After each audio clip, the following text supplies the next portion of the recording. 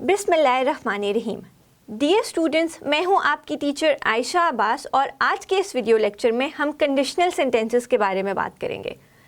Lecture शुरू करने से पहले मैं ये बताना चाहती हूँ कि कंडीशनल सेंटेंसेस 4 तरह के होते हैं। जैसे कि आप बोर्ड पर देख सकते हैं, मैंने कंडीशनल सेंटेंसेस के टाइप्स के नाम लिखे हैं, जैसे कि zero conditional sentences, first conditional sentences, second conditional sentences और आखिर में आते हैं third conditional sentences. Conditional sentence का मतलब वो सेंटेंस होता है जिसमें किसी किस्म की कोई शर्त रखी जाती है या कंडीशन रखी जाती है। ये सेंटेंसेस इफ़ के लफ्ज़ से शुरू किए जाते हैं। इनका स्ट्रक्चर यूजुअली सेम रहता है, जैसे कि इफ़ का लफ्ज़ इस्तेमाल होगा, फिर एक क्लॉज आएगा, उसके बाद हम कॉमा लगाते हैं, उसके बाद एक और क्लॉज लिखते हैं और आखिर में फुल स्टॉप का इजाफा कर देते हैं। आइए एग्जाम्पल के थ्रू ज़ीरो कंडीशनल सेंटेंसेस को समझने की कोशिश करते हैं।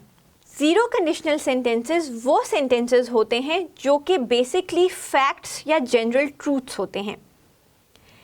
इन सेंटेंसेस का स्ट्रक्चर ये होता है कि दोनों क्लॉजेस में सिंपल प्रेजेंट टेंस का इस्तेमाल किया जाता है, जैसे कि if you heat ice it melts. जैसे कि आप देख सकते हैं कि हमने यहाँ पर दोनों क्लॉजेस में सिंपल प्रेजेंट टेंस का इस्तेमाल हुआ है और एक फैक्ट बताया जा रहा है कि अगर आप बर्फ़ को गर्म करेंगे तो वो पिघल जाएगी। यहाँ ये एक फैक्ट भी है, एक जनरल ट्रूथ भी है और यहाँ कंडीशन ये है कि अगर आप बर्फ़ को गर्म करेंगे तो वो पिघल जाएगी। इसके एक और एग्जाम्पल देख लेते हैं। If you stand in rain you get wet. इन दोनों एग्जाम्पल्स में आप देख सकते हैं कि हमने चारों क्लॉजेस को सिंपल प्रेजेंट टेंस फॉर्म में लिखा है और ये ज़ीरो कंडीशनल सेंटेंस के स्ट्रक्चर को शो कर रहे हैं। Next type of conditional sentence को फर्स्ट कंडीशनल सेंटेंस कहा जाता है। इसका स्ट्रक्चर भी यूजुअली सेम होता है कि आपने सेंटेंस का शुरू इफ़ के लफ्ज़ से करना होता है, फिर आप एक क्लॉज देते हैं, उसके बाद कॉमा लिखते हैं, उसका नेक्स्ट क्लॉज आता है और सेंटेंस ख़त्म हो जाता है। यहाँ पर अगर हम टेंसेस की बात करें तो आप देख सकते हैं कि यहाँ हम पहले क्लॉज में सिंपल प्रेजेंट टेंस को यूज़ करते हैं, जबकि जो अगला क्लॉज होता है उसमें हमने विल का इस्तेमाल करते हुए फर्स्ट फॉर्म ऑफ वर्ब को लिखना होता है। हम इसको एग्जाम्पल्स के थ्रू समझने की कोशिश करते हैं। If I exercise daily I will become fit। जैसे कि फर्स्ट कंडीशनल सेंटेंस के स्ट्रक्चर को बनाने के लिए ज़रूरी है कि एक पॉसिबल कंडीशन लिखी हो और उसका एक प्रोबेबल रिजल्ट आए। पॉसिबल कंडीशन का मतलब ये है कि अगर मैं कोई काम करूँगी तो उसका एक रिज़ल्ट आएगा। तो एग्जाम्पल के थ्रू इस बात को समझने की कोशिश करते हैं कि अगर मैं हर रोज़ एक्सरसाइज या वर्जिश करूँगी तो मैं फिट हो सकती हूँ। एक और एग्जाम्पल देख लेते हैं।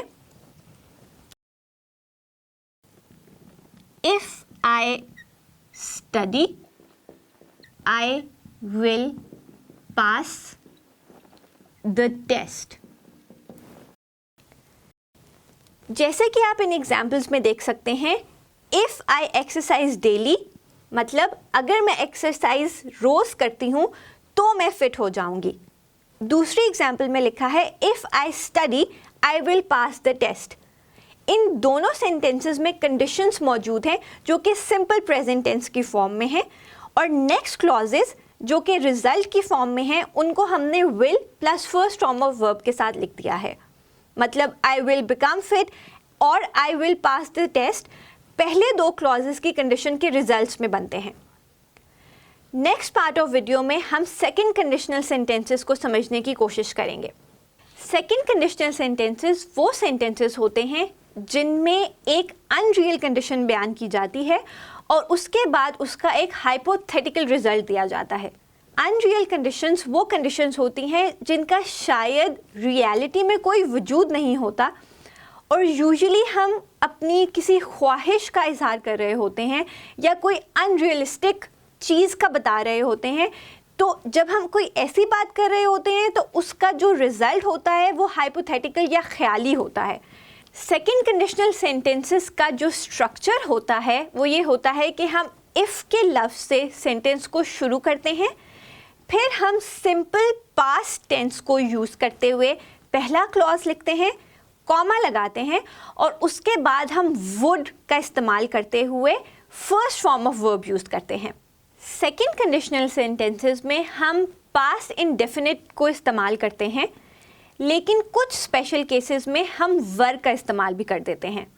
यहाँ मैं ये भी ऐड करना चाहती हूँ कि अगर आप आए यानी मैं अपनी बात कर रही होंगी और मैं वर्ब का ही इस्तेमाल करूँगी क्योंकि ग्रामेटिकली इसी लफ्ज़ को इस तरीके से इस्तेमाल करना ठीक रहेगा।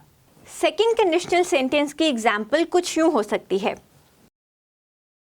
If I had money, I would buy a house. इस सेंटेंस में if I had money एक अनरियल कंडीशन है और क्योंकि वो अनरियल कंडीशन है तो उसका एक हाइपोथेटिकल रिजल्ट बनेगा। इसका मतलब कुछ यूँ होगा कि अगर मेरे पास पैसे होते तो मैं एक घर खरीदती, चूँकि मेरे पास पैसे नहीं हैं इसलिए मैं घर खरीद नहीं सकती। इसलिए आपको ये समझ में आ जाएगा कि ये एक ऐसा कंडीशनल सेंटेंस है जिसमें अनरियल कंडीशन है और उसका एक हाइपोथेटिकल सेंटेंस बन रहा है। जैसे कि हम स्पेशल केस का जिक्र कर चुके हैं जिसमें हमें वर्ब का इस्तेमाल करना पड़ता है, मैं इसकी एक एग्जाम्पल देना चाहती हूँ। If I were a bird, I would fly. इस सेंटेंस में आप देख सकते हैं कि मैंने लिखा है If I were a bird, I would fly. मतलब अगर मैं एक परिंदा होती तो मैं उड़ती। अब क्योंकि मैं एक परिंदा नहीं हूँ इसलिए मैं उड़ भी नहीं सकती। अब आपको इस एग्जाम्पल से ये समझ में आ जाएगा कि ये इस तरीके से हम सेकंड कंडीशनल सेंटेंसेस के स्ट्रक्चर को फॉर्म कर सकते हैं जिसमें एक अनरियल कंडीशन होती है और उसका एक हाइपोथेटिकल रिजल्ट निकलता है।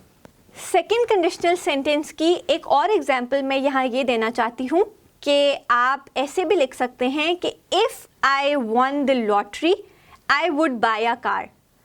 अब पहले क्लॉज में हमने सेकंड फॉर्म ऑफ वर्ब को यूज़ किया है और बाकी का सेंटेंस स्ट्रक्चर वही रहा है कि हमने वुड के साथ फर्स्ट फॉर्म ऑफ वर्ब लिखा है।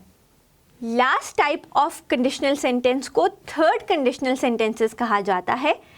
इन सेंटेंसेस में भी अनरियल कंडीशन और उनका एक हाइपोथेटिकल रिजल्ट लिखा जाता है, लेकिन सेंटेंस स्ट्रक्चर थोड़ा सा डिफरेंट होता है।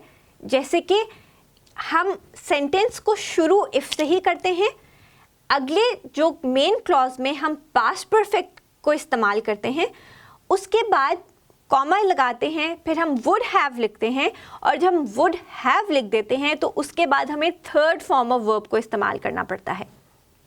कुछ एग्जाम्पल्स के थ्रू आपको बेहतर तौर पर समझ आ जाएगा कि थर्ड कंडीशनल सेंटेंसेस को किस तरीके से स्ट्रक्चर किया जाता है। थर्ड कंडीशनल सेंटेंसेस की कुछ एग्जाम्पल्स ये हो सकती हैं, if I had studied I would have passed the exam.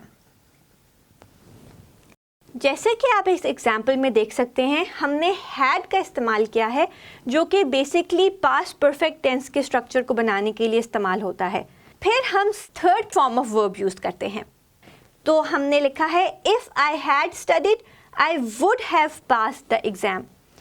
यहाँ एक कंडीशन बताई जा रही है कि अगर मैंने पढ़ा होता तो मैं एग्ज़ाम पास कर लेती। इसकी कुछ और एग्जाम्पल्स यूँ हो सकती हैं, if we had worked hard we would have won the match. Dear students, आज का लेक्चर अपने इख्तिताम को पहुँच चुका है। मैं उम्मीद करती हूँ कि आपको कंडीशनल सेंटेंसेस अच्छे तौर पर समझ आ गए होंगे, लेकिन अगर आपको मज़ीद गाइडेंस की ज़रूरत है तो काइंडली इस वीडियो को बार बार देखिएगा। हम अपने नेक्स्ट लेक्चर में एक और इंटरेस्टिंग टॉपिक के साथ हाजिर होंगे। तब तक के लिए अल्लाह हाफ़िज़।